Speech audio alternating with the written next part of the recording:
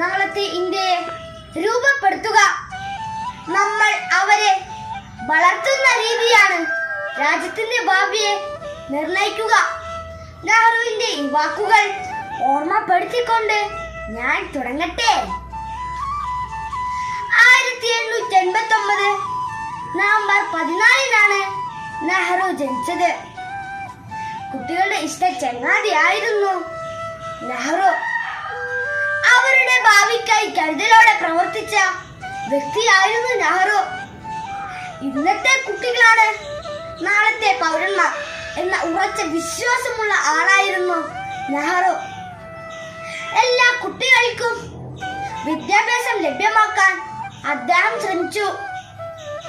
നെഹ്റുവിന്റെ കാലത്ത് വിദ്യാഭ്യാസ മേഖലയിൽ നിരവധി മാറ്റങ്ങൾ കൊണ്ടുവന്നു. ആരായിരുന്നു ജവഹർലാൽ നെഹ്റു?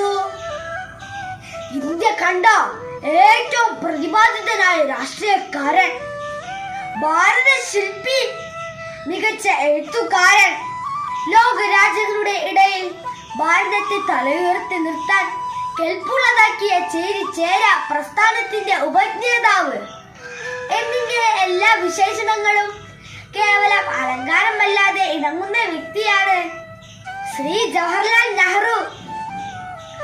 പക്ഷേ ഇത്രയും ഉന്നത സ്ഥാനം വഹിച്ച ആളുടെ ജന്മദിനം എങ്ങനെ ശിശുദിനമായി മാറിയെന്ന് എന്റെ സഹോദരങ്ങളിൽ ചിലരെങ്കിലും ഇപ്പോൾ ചിന്തിക്കുന്നുണ്ടാവും. എന്തെല്ലാം തിരക്കുകൾ ഉണ്ടായാലും കുട്ടികളെ കണ്ടാൽ അദ്ദേഹം അവരുമായി ചിലവിടാൻ സമയം കണ്ടെത്തിയിരുന്നു. അതിൽ ഏറ്റവും വലിയ ആനന്ദവും കണ്ടെത്തിയിരുന്നു. കുട്ടികൾക്ക് നെഹ്റുജി പ്രധാനമന്ത്രി മാത്രമായിരുന്നില്ല, അവരുടെ പ്രിയപ്പെട്ട ചാച്ചാജിയായിരുന്നു.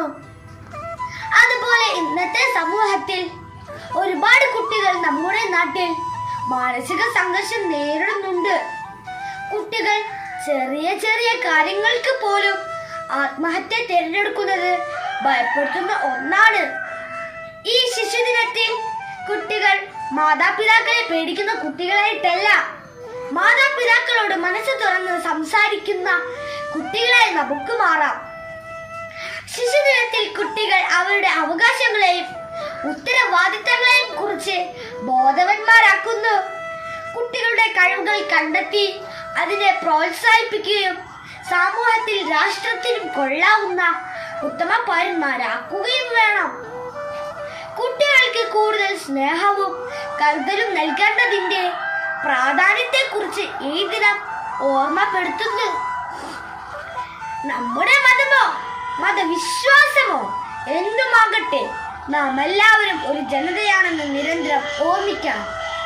അതുകൊണ്ട് തന്നെയാണ് ശിശുക്കൾക്കായി ഒരു ദിനം ആചരിക്കുന്നുണ്ടെങ്കിൽ അത് ജവഹർലാൽ നെഹ്റുവിന്റെ ജന്മദിനമായ നവംബർ 14 ഒരു ജനതയ്ക്ക് അദ്ദേഹം നൽകിയ ആത്മസമർപ്പണത്തിനുള്ള ഏറ്റവും ചെറിയ ഉപഹാരമാണ്.